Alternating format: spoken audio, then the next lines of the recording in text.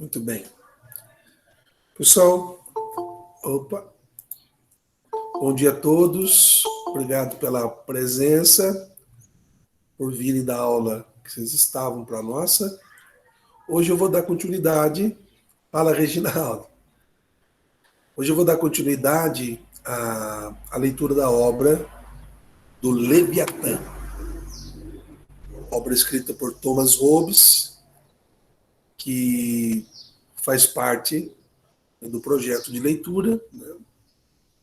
Lembrando que semana passada são 4 livros, né? O livro 1 não, é real aqui, ó. O livro 1 do Leviatã trata sobre a teoria do conhecimento, né? Como que a mente humana entende, compreende, acessa a realidade. Para Thomas Hobbes, dentro da linha da modernidade, é através dos sentidos, das sensações. Hoje nós vamos tratar do livro 2, outro tema do contrato social. O que é este contrato e por que fazemos? E não vou tratar do livro 3 e 4. O 3 seria o que é o Estado eclesiástico, o Estado ligado à igreja, e o texto 4, o livro 4, trata, o título é O Reino das Trevas, que versa sobre a tradução e interpretação da Bíblia. Ok? Então hoje, para falar um pouco do Hobbes e da sua obra, né? O Hobbes ele tem uma obra de 1600, olha o barulho. Ele tem uma obra de 1642 chamada De Cive, sobre a cidade. Depois, em 1655, ele escreveu De Corpore. 1658, De Omni. E o Leviatã foi escrito em inglês em 1651, mas a língua oficial no século XVI era o latim. Então ele escreve posteriormente o texto em 1670. Então o Leviatã é do ano de 1670. Muito bem. Hobbes ele nasce em Malmesbury, 1588, e ele morre com 91 anos em dezembro de 1679. Né? Ele vive aí mais que a expectativa de vida do século XVI. Semana passada falamos da sensação, da imaginação, da sua teoria do conhecimento. Em um certo momento, no livro 1, há uma passagem específica de Hobbes sobre a sua filosofia. Né? A filosofia, para Hobbes, deve ser distinguida da ciência ou do conhecimento dos fatos, onde ele vai dizer o seguinte: existe a filosofia natural, que considera os corpos naturais, e a filosofia política, que são as consequências dos acidentes considerados pelos corpos políticos. No seu estudo para a formatação do livro, da obra, dessas obras citadas no início, o Hobbes ele dá grande mérito a Galileu, também uma necessidade de fundar uma noção de Estado, e não mais viver sobre a noção de Estado de Aristóteles. Ele considerava essa insuficiência, né, ou até mesmo uma vacuidade, uma inconsistência na filosofia grega. Aristóteles está perdendo o seu trono, né, que sempre se manteve, e também uma crítica à filosofia que acabara de ser transposta, que foi a filosofia medieval. Muito bem. Para Hobbes, nós temos, então, uma situação que ele vai chamar de tripartição da filosofia, né?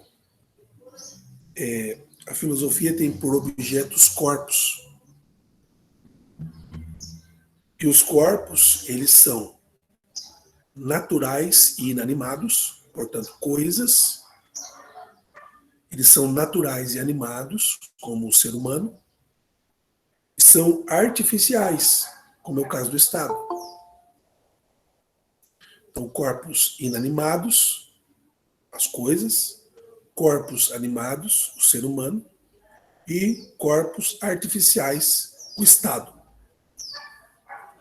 Então, dentro da ciência dos corpos, enquanto uma filosofia, os corpos naturais vai ser tratado, ou já foi por nós, no livro primeiro do Leviatã, chamado Filosofia da Natureza, que trata dos corpos físicos e do corpo humano. E hoje vamos tratar, portanto, do corpo artificial, que é o Estado, dentro de uma filosofia civil, uma filosofia política. Né? Estou relembrando, né, as principais ideias da aula passada para começar especificamente o tema de hoje. E eu concluo, né, a memória da aula passada com a seguinte ideia. Hobbes, portanto, é um empirista, diferentemente de todos os racionalistas do seu tempo. E, para ele, os objetos externos são designados por nomes, que são representações ou aparências, e, para ele, cito textualmente, a origem de todos os nossos pensamentos é gerada a partir dos órgãos dos sentidos, das sensações. Então, com isso, nós concluímos a ideia da sua teoria do conhecimento. Hoje, se há uma teoria do corpo, a nossa grande propriedade para Hobbes é o corpo. E por termos propriedade sobre o nosso corpo, nós devemos manter um instinto de existência, um instinto de continuidade histórica. Para que se mantenha, para que se constitua em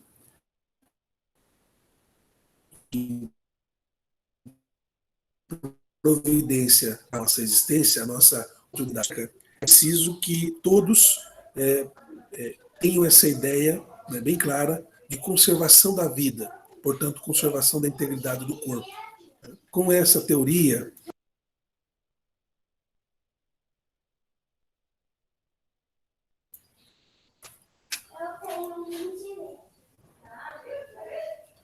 você tendo esse pressuposto da conservação, o Hobbes vai entender essa nossa fixação, essa nossa nitidez por conservar a nossa vida como um egoísmo. Então, na concepção do Hobbes, qual é a natureza humana? A natureza egoísta. O nosso estado originário, ao nascer, a nossa tendência à conservação é também uma tendência ao egoísmo. Porque se cada um de nós quisermos conservar a nossa vida, guardar a nossa vida, né, predispor a nossa vida para a conservação, não há outro conceito a priori que não o conservadorismo. Convencionalismo, para ser mais exato. Né? E isso é a base do Estado. Né? Então, o Hobbes vai entender e vai trazer, ali da filosofia romana, uma expressão que é homo homini lupus. O homem é lobo do homem. Então, se eu precisar atacar, ferir, guerrear para me defender, não só vou, mas como devo fazer. Então, há um pressuposto de uma natureza decadente, de uma natureza maldosa no homem, porque para preservar sua vida, ele precisa protegê-la. E para protegê-la, às vezes, em algumas situações, precisa atacar o outro. Essa condição natural dos seres humanos vai criar dois elementos fundamentais. Primeiro, o instinto, né, de criar a paz, de fazer a paz, manter a paz, ele deve ser posto numa labuta, no esforço cotidiano de construir, né, uma lógica anti-guerra. A guerra não faz sentido. E, dentro desse aspecto de evitar a guerra, providenciar tudo que for possível e passível para que não haja carência, carestia, para que todos possam ter o ideal da subsistência. E nesse sentido também, como uma consequência, o instrumento apto a fazer, né, criar, né, o sentido de um instrumento apto a satisfazer os instintos que estão ali como pano de fundo. O que pode apaziguar os instintos contraditórios? Os instintos contraditórios de todos nós, para que não haja o fim da paz e inicie uma guerra de todos contra todos, é preciso que haja uma instituição que regule as relações. É preciso criar uma instituição que regule as relações. Essa instituição, para Hobbes, vai ser o Estado. O Estado, ele não é uma instituição, apesar de ser artificial, ela não é uma instituição fictícia. Ela é composta por todos os membros que fazem parte da sociedade. Portanto, a natureza do Estado é o ser humano egoísta, que o configura, que o constrói, que o funda, para que, dado a ele o poder de zelar sobre todos os corpos, ele faz a mediação para que o egoísmo não vença, para que a guerra não vença, para que a paz continue instituída. Essa é a função do Estado. Quando eu falo Estado, estou pensando no modelo de governo onde essa instituição criada, teoricamente, pelos corpos das pessoas em sociedade, vai organizar a sociedade para que tudo que é contrário ao ideal da configuração da paz não venha a acontecer. Veja, dentro das leis da natureza, no Leviatã, o Hobbes elenca 19 leis naturais, das quais 3 são as mais importantes. Eu vou citar para vocês. A primeira lei, procurar a paz e alcançá-la, defendendo-se com todos os meios possíveis. Então, para Hobbes, a finalidade da vida é manter-se intacto, manter-se em conservação, não criar confusão com o outro, para que a paz seja mantida. Ao mesmo tempo, para que isso aconteça, a segunda lei é renunciar ao direito sobre tudo, quando também os outros renunciam. Então, para que não haja um forte ímpeto egoísta em cada um e algum se levante revolução em guerra contra o outro, para que não haja uma guerra primária ou uma guerra portentosa de todos contra todos, é preciso que haja renúncias. E terceiro, é preciso fazer pactos e respeitá-los. Então, se todos nós, né, estamos em 50 pessoas na sala de aula, se todos nós combinarmos que ao final da aula iremos abrir a câmera, isso é um pacto, ele deve ser respeitado. Se todos nós combinarmos que hoje ao meio-dia nós vamos nos encontrar ali na escola, todo mundo tem que ir, porque nós combinamos um pacto.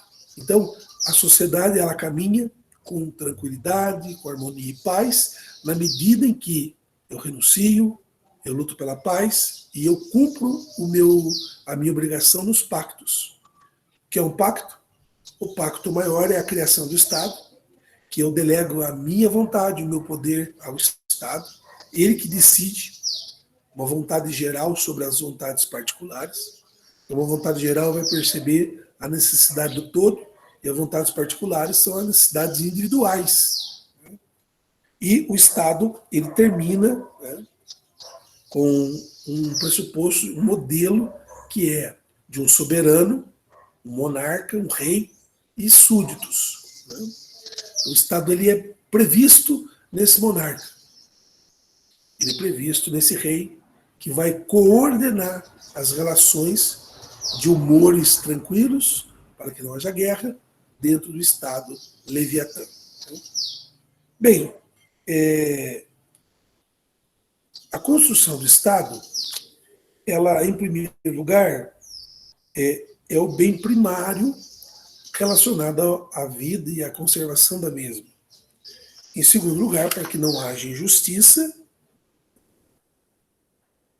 é preciso que todos os valores sejam subalternados a convenções, a tratados que são estabelecidos num contrato social, prevendo a paz, evitando a guerra e, de certo modo, silenciando a cadência de todos contra todos ou de um egoisticamente ir contra o outro. Egoisticamente ir contra o outro. Muito bem. Então a política não tem um fundamento natural? Ou ela tem? Vai ter.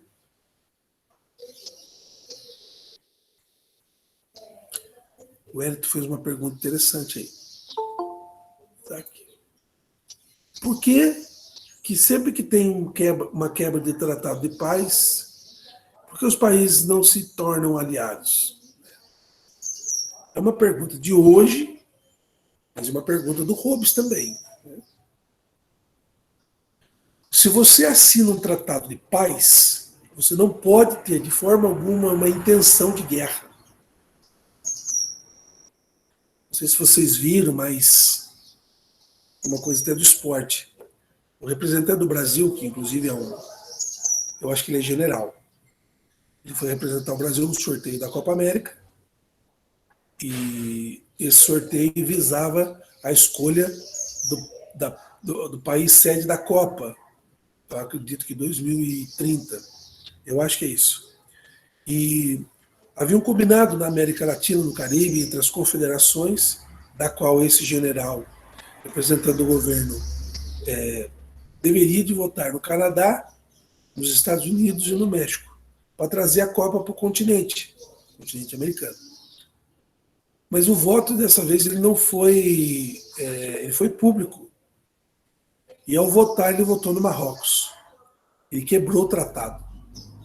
Então, quando você quebra um tratado, Hélito, você provoca o desmanche de todo um pacto. Né? Se a gente combina uma coisa e esse pacto não é cumprido, então nós temos muita dificuldade de dar crédito, de confiança. Né? Tanto que a guerra ela só existe porque os tratados eles não são contidos, não são vividos e principalmente porque a guerra se efetiva porque nós somos egoístas.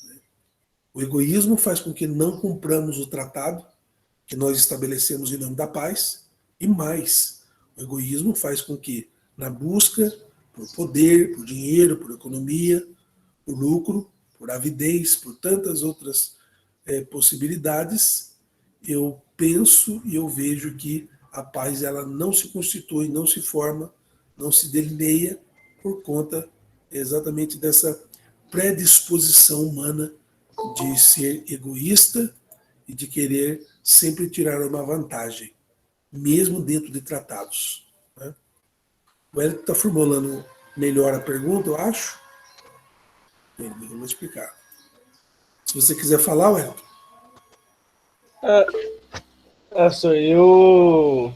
Isso que eu atrapalho a senhora, mas eu fiquei pensando, fico toda hora, né, pensando, poxa, tem anos, demora anos para formar um tratado entre entre os países, né? Tá, vamos supor, a Alemanha quis formar um tratado com a China.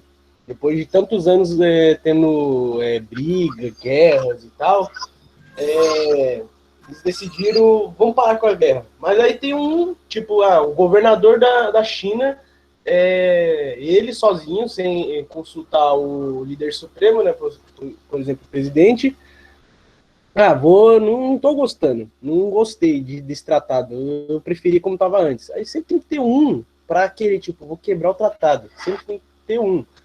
E também tem o fato de eu ficar pensando, poxa, por que todos os países do nosso planeta não se aliam, ficam todo mundo junto? Porque toda vez tem que ter uma briga com alguém, por exemplo, se um dia a Rússia não é aliado com os Estados Unidos, então se a Rússia quiser atacar os Estados Unidos, vai atacar os Estados Unidos e o Brasil junto, e mais outros países que ficam aqui do lado da América do Norte.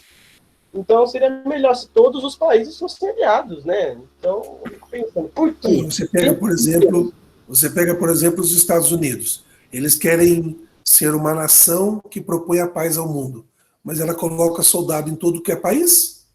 Ela coloca tanque, coloca guerra, coloca armamento bélico em tudo quanto é país. Ela quer, então, ela quer conduzir a paz entre o Iraque, o Irã, a Síria. Sofreu atentado, depois atacou, matou o Saddam Hussein, mas ela tá lá com o exército em terra, na casa onde não foi convidado, desde 1990. Já teve guerra do Irã e Iraque, eles se meteram, já morreu civil demais nessa guerra. Agora estamos com o problema entre Palestina e Israel. Então, o tratado, o pacto pela paz, ele deveria sim ser escrito e coordenado por todos os países. O problema, qual é o problema? Por que os países não assinam? Por que não há interesse? Por que os países já há mais de 30, 40 anos estão numa corrida, né, pela fórmula nuclear? Porque você tendo armas nucleares, você ameaça o outro vai ter medo de você. Mas por que você quer expor medo ao outro como Estado? Como que você quer a paz? A paz não vem de ameaças, esse é o problema. E mesma coisa, eu disse no início, o Kant vai dizer no último bimestre para nós, se você senta para tratar a paz, você não pode estar pretendendo guerra.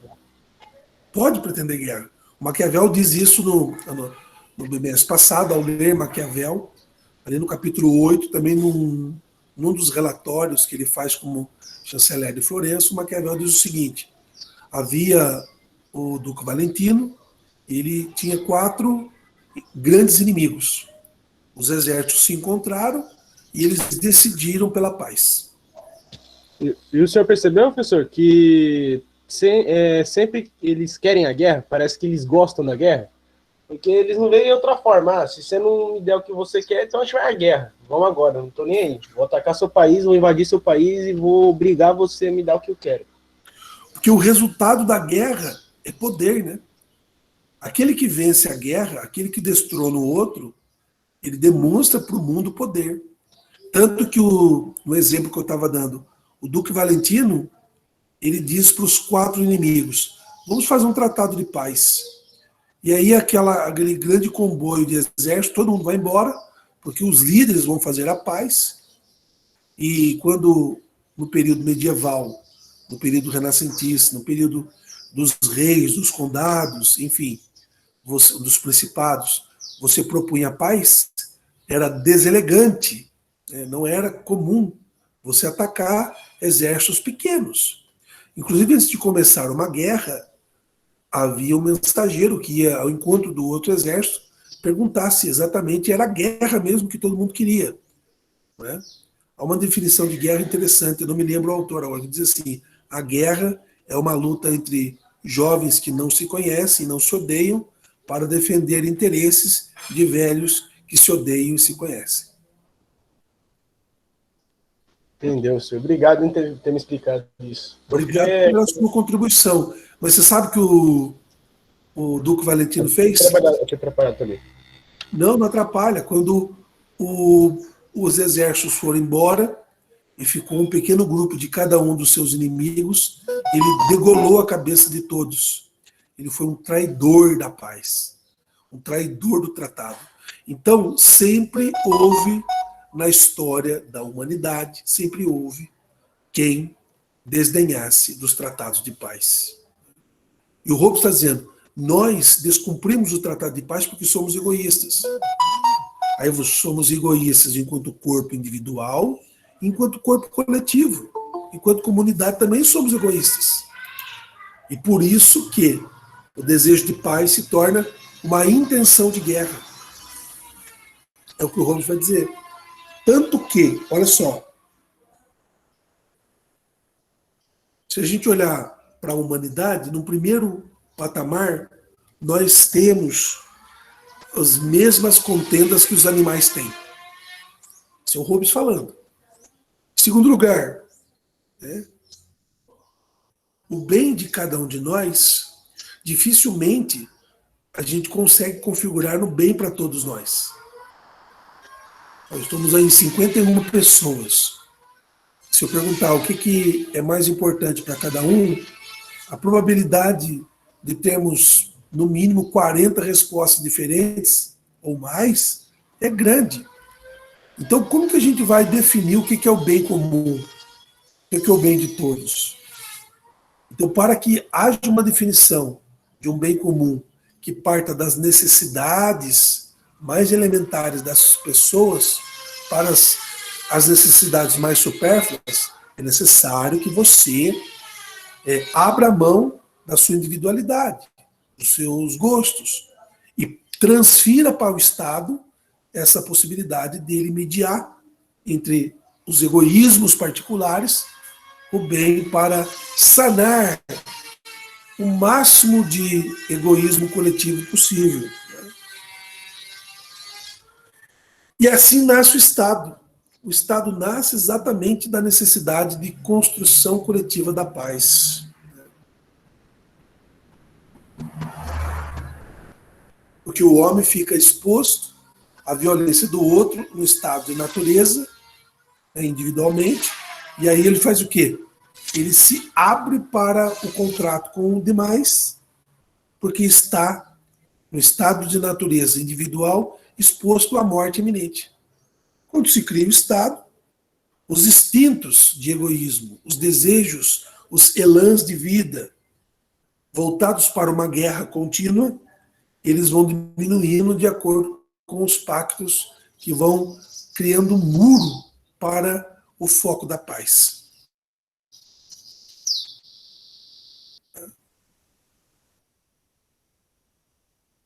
E o esforço do Estado é tentar compreender, dentro da filosofia do corpo artificial, que é o Estado, quais são as leis que regem, que deverão reger essa natureza. Bem, o Hobbes vai dizer o seguinte, olha, uma lei da natureza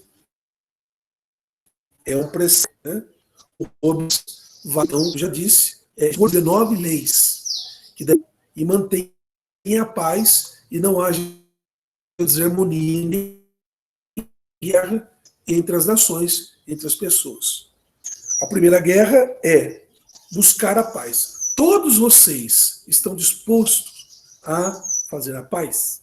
Construir a paz? Estamos. Beleza. Se todos estão dispostos, o caminho está bem feito, a situação está bem caminhada. Mas a segunda regra é quando um homem julga fazer sua própria defesa, buscar sua paz, ele deve abdicar do direito a algumas coisas. Então nós estamos em 51 pessoas, nós não conseguimos conquistar todos os nossos desejos, e por essa razão, por não conseguirmos conquistar todos os nossos desejos, é preciso que eu ceda. Só que eu não vou ceder para o outro, eu vou ceder para o Estado. Eu autorizo o Estado a tomar decisões por mim.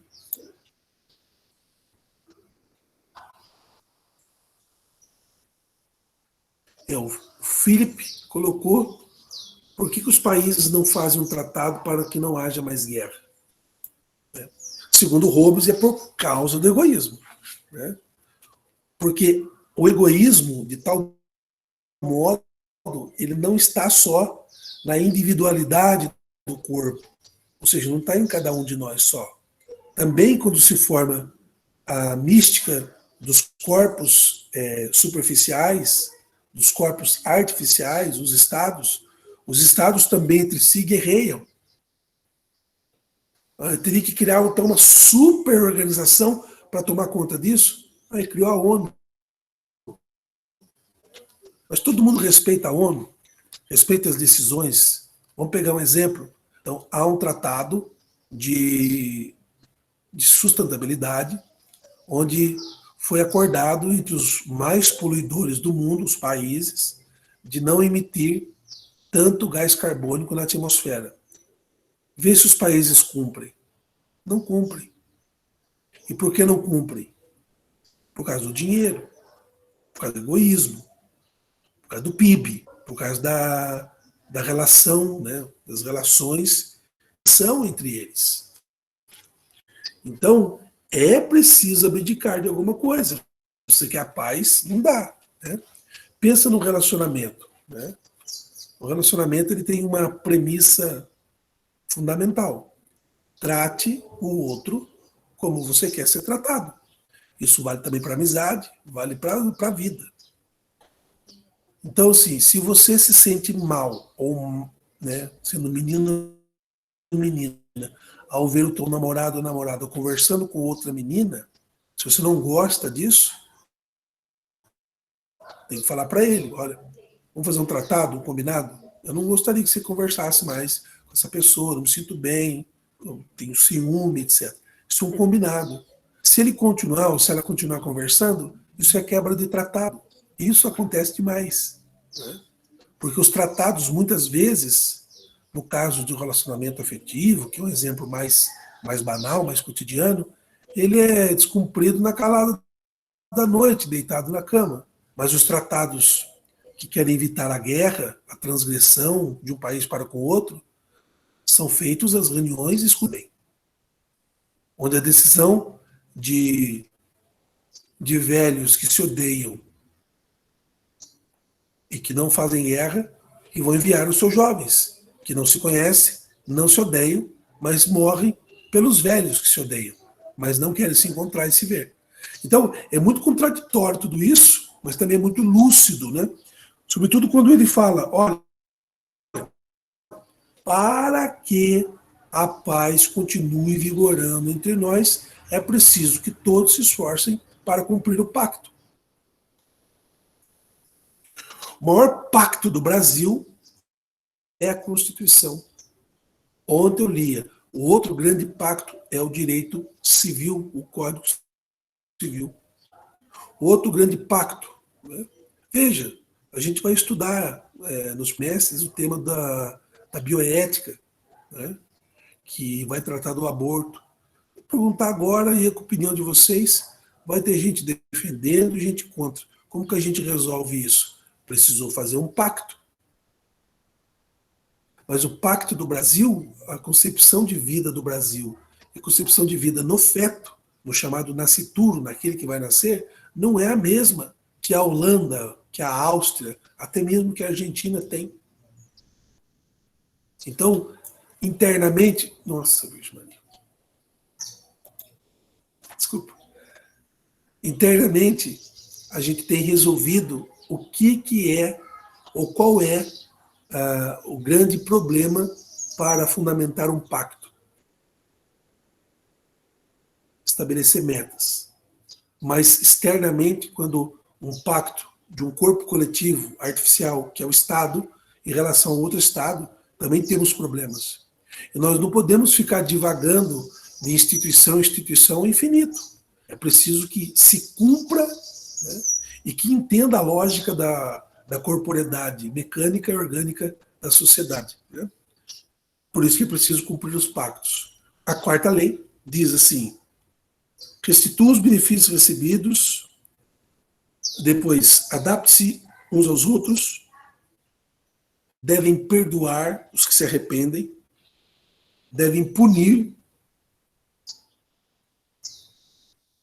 para aqueles que não cumprem a sua postura dentro do Estado. Então, a grande pergunta que eu faço é o seguinte: por que a polícia pode fazer o que faz?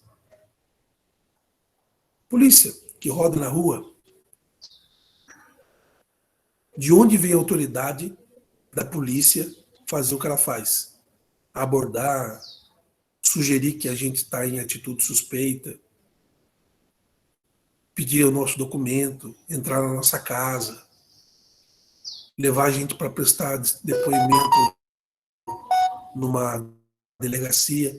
Da onde vem o poder da polícia?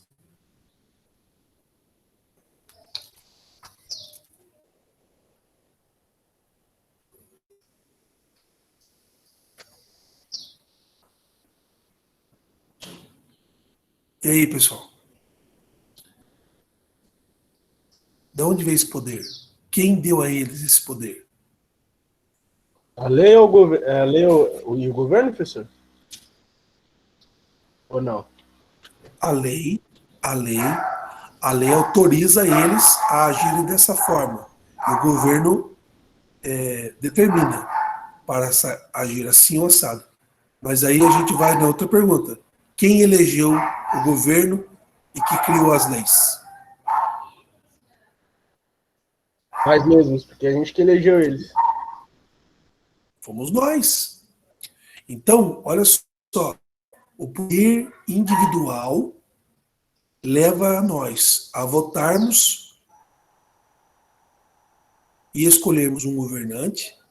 Esse governante, junto com outros que foram votados também por nós, criam leis que autorizam um corpo de punição, que é a polícia, de vir à sociedade e nos sondar para que nós não façamos coisas que sejam contra a paz da sociedade. E dentro desse ímpeto da polícia está disposto ali que nós autorizamos eles a fiscalizar, todos nós, e até mesmo usar de violência se for necessário.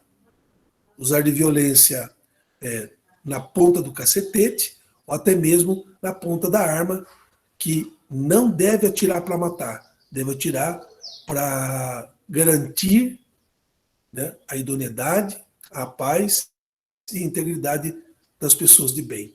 Olha que definição de traçar ao outro, de dar ao outro até mesmo a autoridade de bater em você.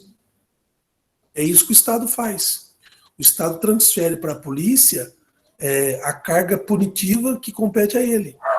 Só que o Estado somos nós, como corpos físicos individuais que elegemos um representante. Não existe um Estado vitalício. Para Hobbes, o monarca era vitalício, era para sempre. Inclusive ele diz, o soberano não participa do pacto. No nosso caso, até o nosso governador participa do pacto. Até o nosso presidente.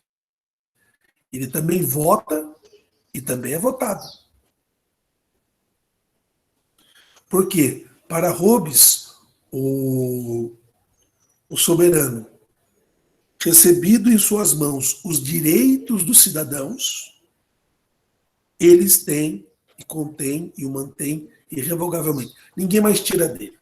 Em miúdos é isto. Então, é preciso que todos os homens deleguem o ato de decidir a um só. E que isso seja um consenso de quem seja esse um só. E ao chegar no consenso, esse poder dado a esse soberano é irrevogável e todos devem se sujeitar a esse poder. Então, o livro 2 do Leviatã, ele tem uma outra pegada. Ele não fala de como a nossa mente produz conhecimento, mas ele fala de como cada um de nós, corpos individuais, produzimos um Estado que, ao mesmo tempo, nos ajuda, colabora, mas nos fiscaliza. Tudo em prol da paz, tudo em prol da manutenção da paz. Isso nos ajudaria, em tese, a conviver melhor, evitando, assim, a pior das pestes, dos pactos, que é a guerra. Muito bem. Gente, o nosso tempo também vai se indo. No capítulo 3, no livro 3, o Hobbes fala sobre o Estado eclesiástico. Então ele pega o modelo de monarca, do Papa, de um grande líder, e quer transferir isso para o Estado laico. E no livro 4, o Hobbes, bebendo das fontes de Lutero, também quer propor uma interpretação da Bíblia, porque a Bíblia era um livro político, um livro científico no século XVI. Só vou encerrar falando sobre a atividade dessa semana, que é aquele curso que eu tinha proposto no Bradesco agora. Vocês efetivam o curso, o Nicolas fez, por exemplo, estou vendo o rosto dele aqui, e vocês depositam não só o certificado. O curso pode ser em qualquer área, né? Basta acessar, se cadastrar, fazer e imprimir não, na verdade, salvar em PDF o teu certificado e postar para mim. Um grande abraço, fiquem com Deus, boa continuidade de aula, e eu que agradeço a presença de todos. E vamos pactuar pela paz, né? Tchau, tchau para vocês todos. Vamos andar com fé, porque a fé costuma não falhar. Thomas Hobbes. Tchau, professor. Obrigado pela aula. Eu que agradeço. Obrigado a vocês. Até mais. Obrigado pela aula, senhor. Até quinta.